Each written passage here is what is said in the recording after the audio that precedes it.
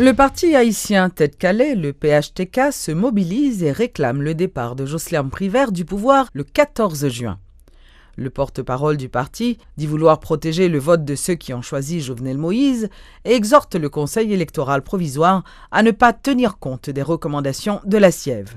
Il souhaite la publication au plus vite du calendrier pour le second tour des élections. Jusqu'au bout est le slogan de Petite Dessalines avec Maurice Jean-Charles, mais il peut bien être appliqué ces derniers temps au comportement du parti haïtien Tête Calais. La structure politique dirigée par Anne-Valérie Milfort ne veut pas entendre parler de rapport de la commission, tout comme elle a toujours rejeté la Siève elle-même. Le CEP ne doit pas faire cas des recommandations formulées dans le rapport de la commission et doit mettre le cap sur le second tour, demeure la position officielle du parti, selon Rudy Erivo, le porte-parole aux multiples synonymes. CEPA n'a pas l'autre choix que publier calendrier électoral. Et toute disposition à prendre pour ça, tout moyen légal que nous gagnons au niveau du PHTK pour que nous forcions CEPA, prendre responsabilité, et bien la faire. Là, on n'a plus clair que ça. Un calendrier électoral, c'est tout ce que réclame le PHTK. Et pour l'avoir, le parti politique est prêt à relancer, du moins, tenter de rallumer la flamme de la mobilisation. Le bitume sera à nouveau occupé dans les jours à venir, annonce Fidel Monchéry, allié de PHTK. Nous lançons encore opération Zombio à prendre la rue à 4 électoraux nommés pour joindre deuxième tour élection. Et nous lançons opération Zombio mandé bureau vote pour nous voter 4 électorales à la main. Des élections, oui, PHTK en réclame, mais sans Joscéan Privert.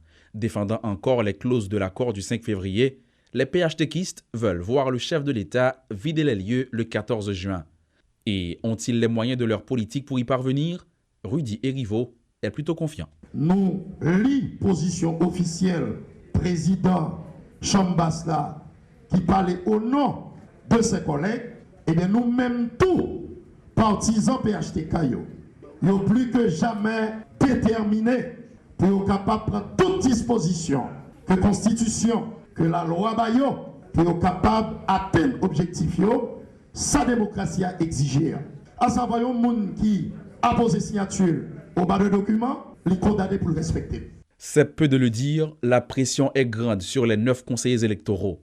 Alors que certains applaudissent le rapport, d'autres le rejettent, il y en a même qui veulent l'ignorer. Si selon nombreux observateurs, le rapport en lui-même n'était pas technique, la décision du CEP risque de l'être encore moins, tant les enjeux sont grands. Le mouvement patriotique populaire des Saliniens, le MOPOD, demande au CEP d'appliquer, à la lettre, les recommandations du rapport de la Siève. L'agronome André Victor du MOPOD a annoncé la reprise de la mobilisation. Nous songeons première commission professeur Desroches là. Une bagalité recommandée c'est dialogue politique. Dialogue politique ça pas jamais fait. Nous ouais commission Benoît Grenier là. Recommandation qu'elle fait ou pas qu'appliquer au sans dialogue politique toujours. Et ou gagne une situation de crise qu'on donne là ou pas jamais qu'à joindre une réponse pour lui sans dialogue politique. Ça veut dire qui ça?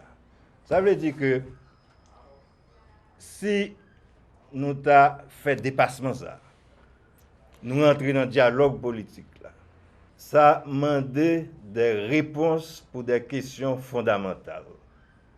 Est-ce que dialogue là, la mené nous après 14 juin avec le président privé ou bien avec cassation? C'est dialogue là pour répondre à une question. Est-ce que nous avons privé dans une situation, nous avons qu'un parlement ou bien nous pas qu'un parlement? C'est dialogue là pour répondre à une question. Est-ce que nous avons privé dans une situation côté que nous continuons à battre bravo pour l'impunité dans le pays, nous ne pouvons pas prendre sanctions pour quel que soit ce qui passe. C'est dialogue là pour répondre à une question.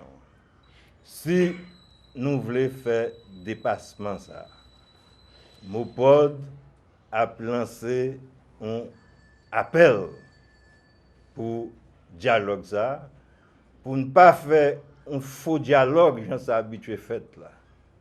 Mais pour nous faire un dialogue sérieux, côté que nous mettons toute bagaille sous table là, nous cherchons une bonne méthodologie pour ça, pour une participation tout acteur et en grand monde, en adulte, j'en dis en français, nous pencher sur le problème pour nous faire un vrai dialogue, pour une vraie transition. Le Consortium national des partis politiques rejette le rapport de la commission de vérification électorale rendu public lundi dernier.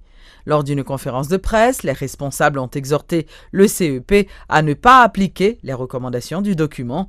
Ils ont critiqué la décision du président provisoire Jocelyn Privert de prolonger le mandat de l'actuel conseil électoral.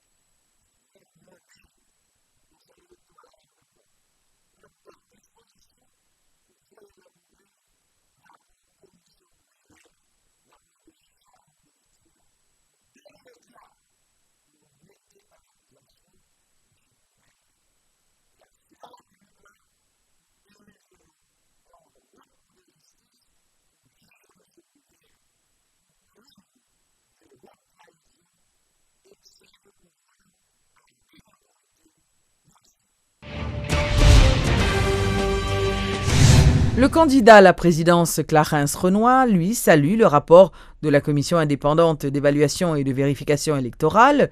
Le leader du parti UNIR a affirmé toutefois que le pays est très loin de la vérité, arguant que le rapport de cette commission ne fait que compléter celui créé par le président Martelly en décembre dernier. Clarence Renoy, qui était invité ce mercredi à la rubrique Le Point de Métropole, a par ailleurs lancé une mise en garde au président Privert concernant l'organisation des prochaines joutes électorales. Je pense que le pays n'a pas intérêt à changer le président qu'il a pour entrer dans l'autre gouvernement, dans l'autre président qui va faire plus de temps toujours. Il est déjà là, c'est mettre en condition pour faire élection, de bonnes élections, veiller que ne pas faire de mauvaises élections pour mettre les gens parler au pouvoir, les mêmes partis parlent tendance par le pouvoir, mais que le fait élection et en gardant une position de neutralité là-dedans, et puis pour nous sortir. Mais toute cassure encore même là... Même si avant, on dit pour une longue transition, Clarence. Oui, nous avons dans la Rendelle, mais nous avons une longue transition coquin. Nous avons une transition longue, mais coquin l'a fait, il n'a pas jamais fait clair. Nous refusons de parler avec Mounio clair, président Privert, reproche que me fait, publiquement m'a dit ça, je n'ai pas jamais rencontré depuis le président. Je parlais avec lui la veille que le président. Depuis, aucun rapport, aucun contact. Et je suis libre de dire ce que je pense. Il a mal fait. Il fait 2 semaines après rencontrer Moun, après il a dit, mes amis, mes bilans rencontre moyen, 3 mois insuffisant pour nous faire ce qu'on a besoin de faire. On nous prend 6 mois, on nous prend 1 an. Et nous mettons tout le monde là-dedans, ensemble pour nous faire. S'il était fait ça, il était plus bon. Mais, il quittait le temps passé. Date pour le faire élection, selon à quoi arriver, il fait qu'on ne pas ton date qui existait. Il va me dire personne ne rien. Mais ce passé là encore, rien ne va dire. C'est pas sérieux. Tout haïtien même, il va imbécile. Et c'est ça qui, si tu veux, ça a dérangé la classe politique en général et l'opinion aussi pour dire, mais pour qu'il nous prend ce président.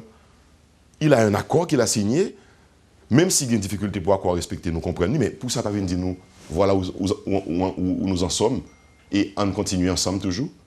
Mais moi, je crois qu'il faut continuer avec lui, et parce qu'il est déjà là, malgré tout, et mettre les conditions pour que les diriger vers des élections qui faites, et pour élections ça a bien fini, et que dans 5 ans encore, nous ne pas tourner dans le même trouble ça encore. Je pense que le pays a besoin de calme ça. Il faut que nous préparions pour la génération qui va venir, mes amis. Le Sénat n'a pas pu organiser la séance prévue ce mercredi. Cependant, un consensus avait été trouvé entre les deux blocs du Grand Corps pour l'élection d'un bureau, mais cette entente aurait été brisée par le sénateur Andriss Richer. D'ailleurs, ses collègues le présentent comme étant un obsédé de la présidence du Sénat. C'est les compétences totales, mon frère. C'est l'unité. C'est l'unité. Pensons jouer au métal. Ça prouve. Sénateur Richer. Comment peut-on remettre le Sénat? Alors qu'il dénonçait récemment l'état de dysfonctionnement du Sénat, l'attitude d'Andriss Richer lors de cette séance n'a fait que renforcer le mal. C'est la conclusion de plusieurs sénateurs qui rejettent sur leurs collègues l'entière responsabilité de l'avortement de cette séance où il fallait élire un bureau à la tête du corps. Comme par miracle, les blocs minoritaires et majoritaires qui se comportaient jusqu'ici comme deux frères ennemis s'étaient entendus pour confier la présidence du Sénat à Ronald Lareche. Et c'est ce qui a expliqué la présence de 17 sénateurs dans la salle. Ronald Lareche fustige le comportement de l'élu de la Grand'Anse qui, selon lui, est frappé par une aveuglante obsession. Tout le monde a constaté et plusieurs fois. Et il a toujours fait déclaration, parce qu'il connaît moi-même comme candidat pour poste président, ouais, il a toujours tiré à boulet ou moins. Et tout le temps, c'est Lareche. Bon, nous n'avons pas de problème avec ça. Sénateur, non, c'est un monde qui est obsédé. C'est un monde qui est obsédé de quoi? Pour le poste du président. Et nous-mêmes, dans un premier temps, on connaît sénateur Richer, c'est Gonzalier, mais nous n'avons pas de problème avec lui. Andriss Richer, sur qui des sénateurs jettent l'anathème, tente de justifier son comportement. Pour lui, pas question de donner de prime à l'incompétence. Si Lareche a conduit Bac Sénat pendant 4 mois dans l'État, nous trouvons que quand même c'est indécent pour nous t'a dit que nous allons conduire, monsieur. Dis-moi, je suis prêt à marcher derrière beau plan si les candidats. Mais par contre, pas rentrer en dedans pour mal dit, lever même tant qu'on jaco pour me dire que m'a marché derrière Lareche qui pas même une capacité pour faire séance. 4 mois déjà depuis que la discorde règne au Sénat de la République. Les sénateurs se montrent de plus en plus irresponsables, laissant ainsi la politique prendre le dessus sur les travaux parlementaires.